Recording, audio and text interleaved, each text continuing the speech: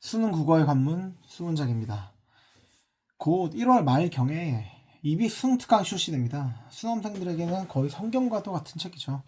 저는 이번 EBS 수능 특강이 출시되면 조금 다르게 접근하려고 합니다. 지문으로 단순히 요약하는 게 아니라 문학과 비문학 문장을 재구성해서 여러분들의 길을 걷거나 이동하면서 듣는 것만으로 장악할 수 있게 만들 겁니다. 제가 EBS의 대체제가 되겠다는 게 아닙니다. 여러분의 아까운 시간을 단축하고 성적에 뼈대를 세우는 가장 강력한 보완제가 되어드리겠습니다. 궁극적으로 EBS는 시간을 내어서 자리를 잡고 보아야 한다면 뭐 1타 강사들의 강의도 그렇죠. 보여주기식의 강의들 굉장히 중요하기도 한데 듣는 것만으로도 충분히 도움이 되는 컨텐츠로서 제 역할이 어느 정도 어떻게 보면 가장 필수적으로 있을 거라고 생각을 합니다. 여러분들 이제 겨울방학이 되었는데요. 저는 겨울방학의 3가지 원칙을 오늘 좀 메인으로 이야기해 보도록 하겠습니다. 겨울방학의 본질은 무엇일까요? 리듬입니다. 어떻게 보면 이 겨울방학 고3만의 시간일까요? 아니죠. 중학생, 고1, 고2, N수생, 재수생 모두에게 골든타임입니다. 국어에서 가장 중요한 것은 어떻게 보면 딱 하나 루틴인데요.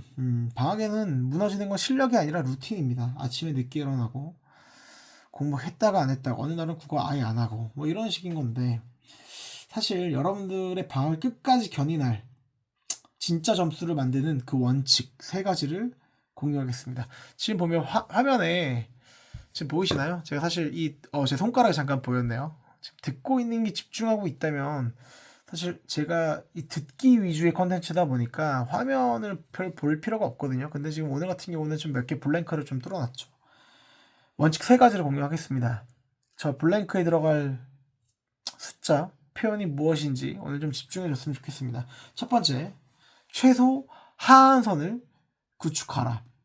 첫 번째 원칙입니다. 여러분의 직업은 학생이고 업무는 공부입니다. 여러분들 하루에 근로자가 몇 시간 일하죠? 8시간을 일합니다.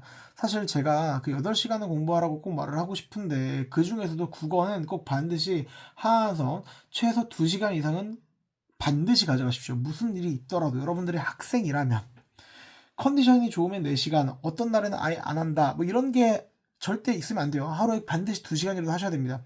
우리 뇌가 문장 모드를 유지하게 하려면 학습 모드죠.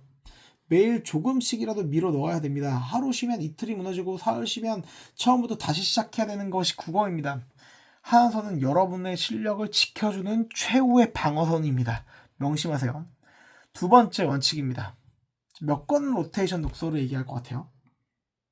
사실 독서는 평생 읽기의 근력으로 가져가야 되는데 여러분들 어렸을 때 그 독서를 많이 했으면 나중에 유리하다는 말을 많이 들어봤을 텐데 지금 여태까지 안 했다고 하더라도 반드시 여러분이 심지어 고3이더라도 반드시 이것들을 좀 쉬는 시간에 꼭 해주었으면 좋겠습니다. 이 3권입니다. 문제집 속 비문학 지문만 보면 안 됩니다. 반드시 책을 펴야 됩니다.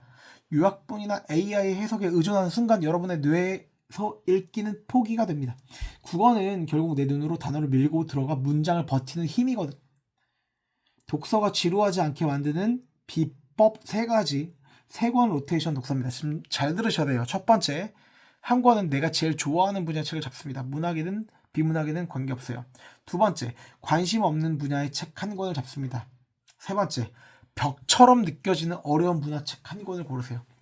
자, 어떻습니까? 사실 이과생들에게는 어떻게 보면 철학이 가장 어려울 수도 있어요. 뭐 칸트 어렵죠. 안 잡고 싶죠. 가장 항상 늘 재밌어 하는 책만 볼 수는 없잖아요, 우리가. 사실 이 3권을 내가 지금 좋아하는 책 한 권, 관심 없는 것 한 권, 진짜 싫은 거 한 권, 이 3가지를 번갈아 가서 읽다 보면 리듬이 됩니다. 리듬이 되는 순간 도파민이 터질 수 있어요. 왜? 나머지 2권 때문에 이 내가 좋아하는 분야의 책 한 권이 너무나 재밌게 읽힐 수도 있거든요.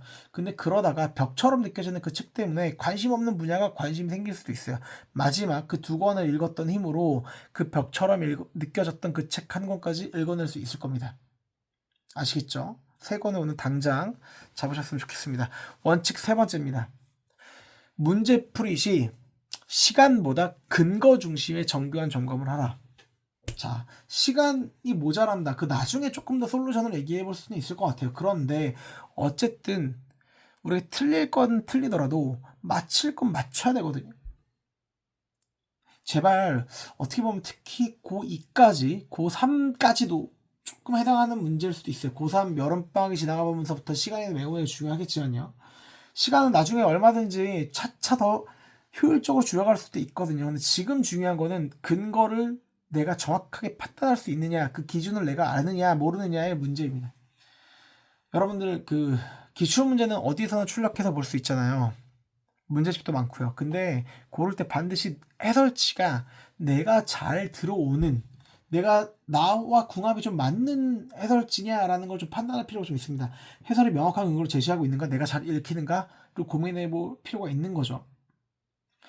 해설지를 내가 매력적으로 느끼는 것이 있겠지만, 내가 지금 추천할 것들도 많이 있지만, 여기서 좀 언급한 뭔가 PPL 같은 느낌도 드니까요.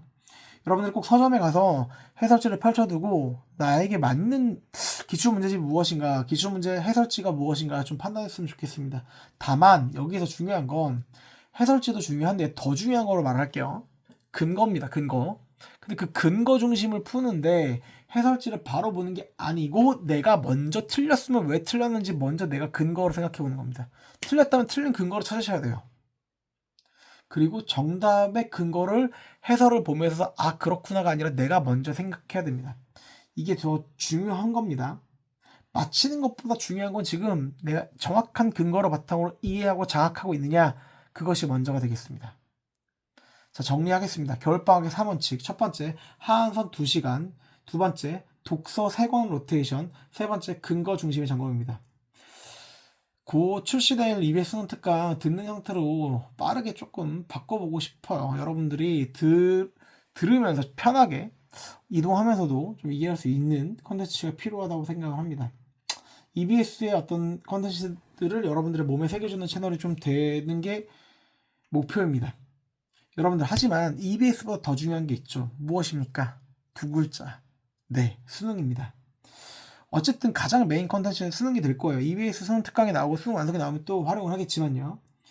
여러분들 제발 수능 관련된 컨텐츠는 지속적으로 제작할 예정이니까 누구나 어디에서나 언제든지 접근하면서 학습하셨으면 좋겠습니다. 방학이 끝날 때까지 남는 건 화려한 계획표가 아니라 매일 실천하는 행동입니다. 사화에서 말했던 테세우스가 그 미궁의 문을 빠져나왔던 그 실을 꼭 잡는 마음으로 매일의 겨울방학 리듬을 지켜왔으면 좋겠습니다. 그 리듬에 수문장도 함께 하겠습니다. 반복적으로 학습하여 사고력, 표현력, 더 나아가 여러분이 원하는 성취까지 도달하는 삶의 무기로서의 국어가 될 수 있게 함께 하겠습니다. 지금까지 수능 국어의 관문 수문장이었습니다.